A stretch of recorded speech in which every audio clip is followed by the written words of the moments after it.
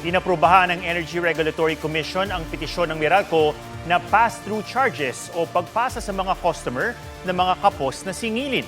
Kasama sa mga pinababayaran sa loob ng 36 na buwan ang system loss at real property tax.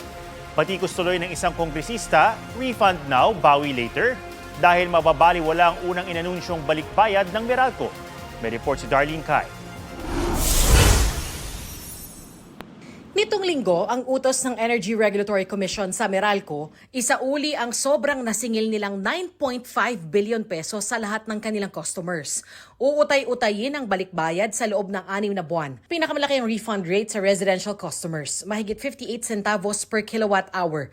Katumbas yan ng 117 pesos sa bill ng mga kumukonsumo ng 200 kilowatt hours kada buwan.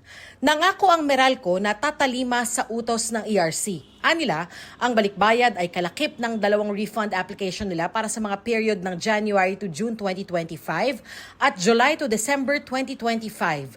Paliwanag nila, ang refund ay dahil sa malaking pagkakaiba ng actual weighted average tariff o mismong singil ng Meralco at ng aprobadong distribution tariff ng ERC sa mga panahong iyon, bunsod ng lumaking konsumo ng kuryente ng mga residential customer.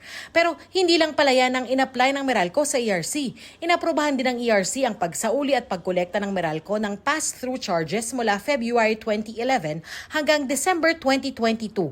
Mahigit 30 million pesos ang ire-refund para sa mga pasok sa Lifeline Subsidy, Senior Citizen Discount Subsidy at Local Franchise Tax dahil sa over-recoveries o sobrang nasingil. 1 buwan ang balikbayad para sa subsidies at 36 na buwan para sa buwis. Pero mas malaki ang kanilang under-recoveries o singil na mas maliit kaysa aktual na gastos. Lagpas 8 billion pesos. Uutayin sa 36 na buwan ang sisinglin para sa generation at transmission costs, system loss at real property tax. Ang sabi ng ERC, ang pass-through charges ay mga singil na kinokolekta para sa mga power generator, NGCP at gobyerno at hindi napupunta sa bulsa ng Meralco at mga gaya nilang distribution utility.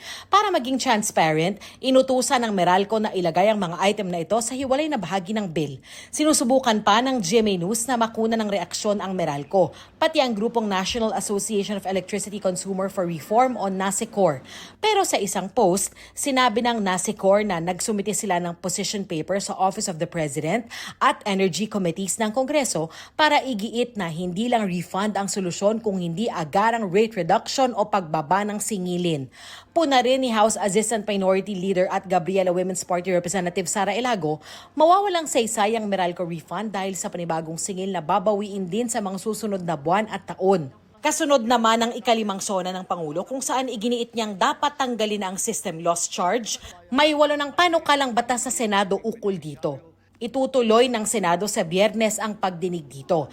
Ayon kay Senate President Win Gatchalian, kasama ring tatalakayin ang pagtitiyak na hindi maipupuslit sa bill ng distribution utilities ang system loss. Darlene Kai, GMA News.